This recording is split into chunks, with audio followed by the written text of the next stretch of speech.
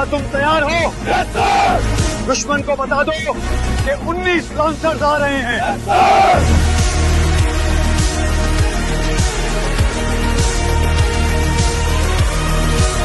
The Americans are trapped at this location. Afridi ordered the men to prepare for the rescue operation. Yes, sir.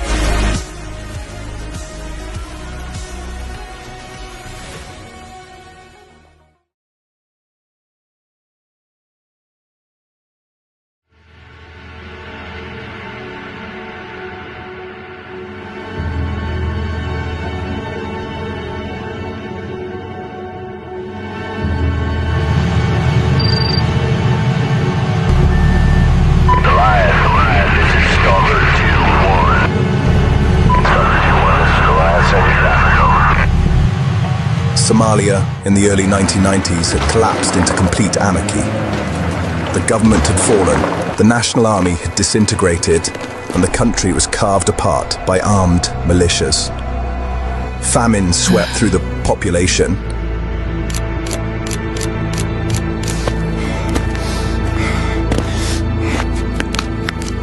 This was not because food was scarce, but because it was stolen, weaponized and controlled by the militia.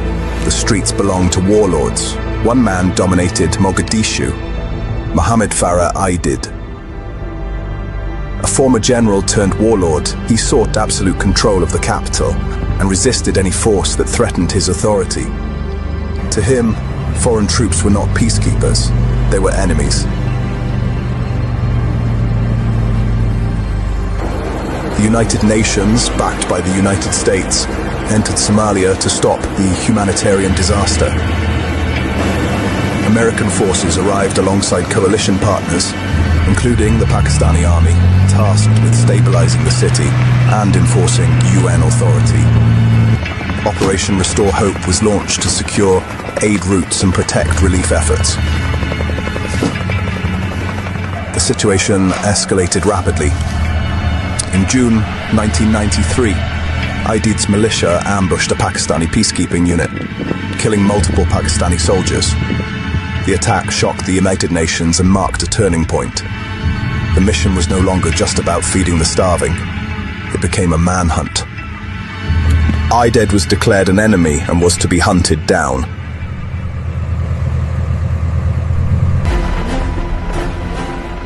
On 3rd October 1993, General William F. Garrison, the overall commander of Task Force Ranger, authorized a daylight raid into the heart of Mogadishu as part of Operation Gothic Serpent.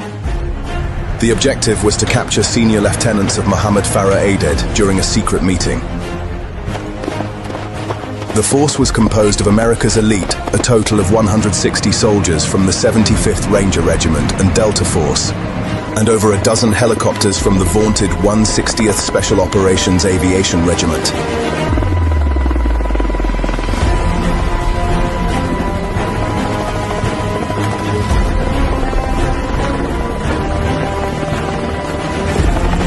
Eagle 1, ropes away.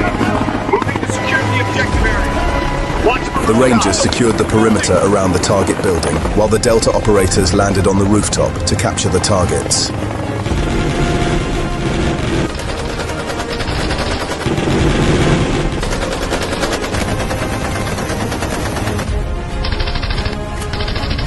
The Americans were now ready for extraction. The mission was only supposed to take 30 minutes, but at 3:42 p.m., the unexpected happened.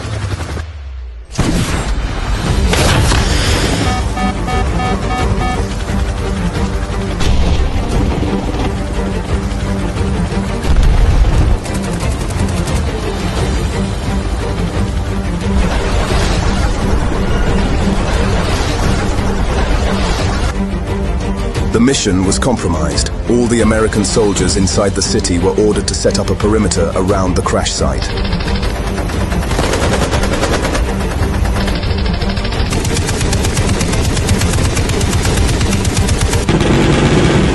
Under heavy enemy fire, the Americans push their way to Super 6-1, while a segment of the convoy carrying the hostages leaves back for base. But then 20 minutes later, Super 6-4 also gets hit.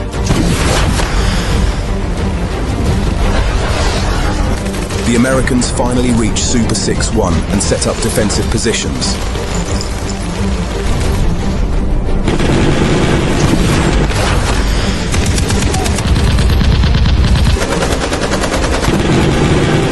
At this point, the whole city of Mogadishu came crashing down on the Americans.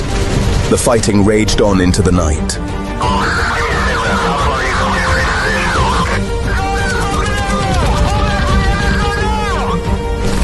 The Americans had sustained dozens of casualties and were no longer in a position to mobilize. The landing zone was too hot and an extraction by air was impossible.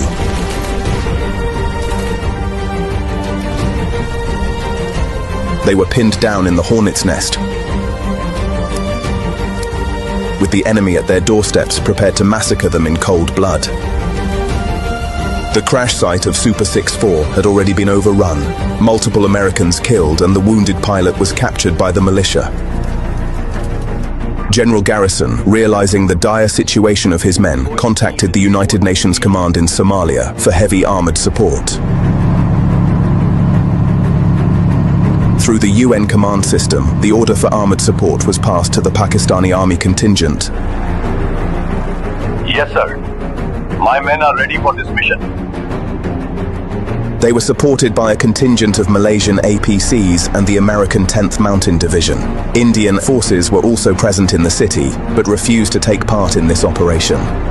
The Americans are trapped at this location. Afridi ordered the men to prepare for the rescue operation. Yes, sir.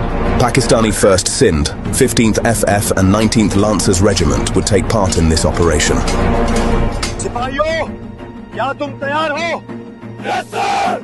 दुश्मन को बता दो कि 19 lancers आ रहे हैं. Yes, sir.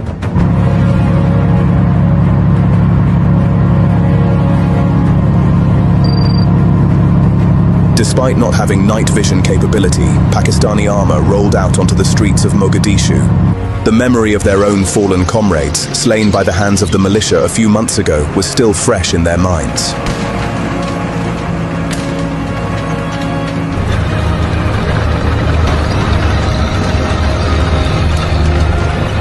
Along the way, the Pakistanis linked up with the Malaysians and Americans. The Pakistani armor led this convoy, with their tanks being the spearhead of it. The path to the crash site was full of hostiles waiting for the convoy.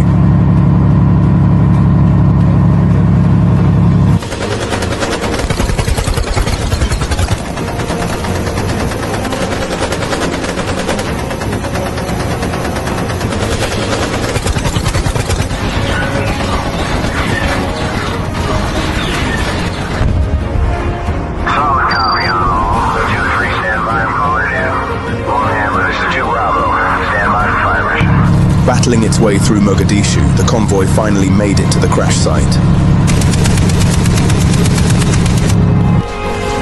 The convoy is here!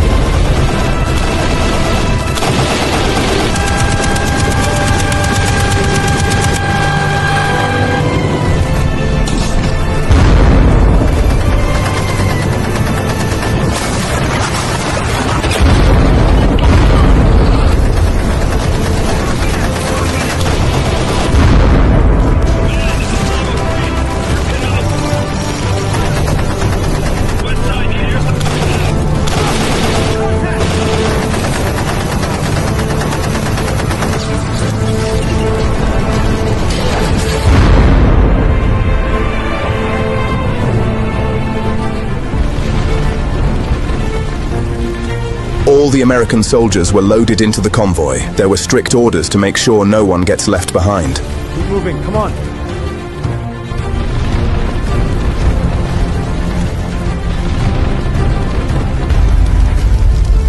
Captain Imran was the last man to leave the crash site, making sure everyone got on board the convoy.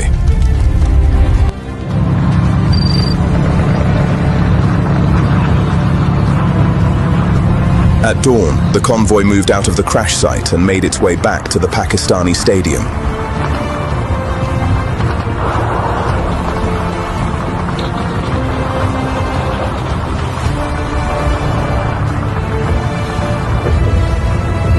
Units of the Pakistani Medical Corps at the stadium were informed to prep themselves as they would be receiving lots of wounded men momentarily. Yes, sir. The medics are ready.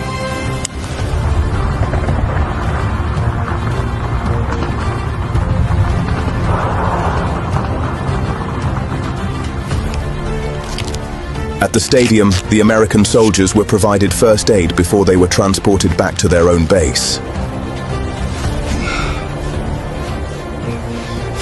Later, a Pakistani JCO reported the following. Sir, Ameriki हमारे परचम को सलामी दे रहे हैं. This was a symbol of gratitude to the Pakistanis for fighting shoulder to shoulder with them and showing up in their darkest hour.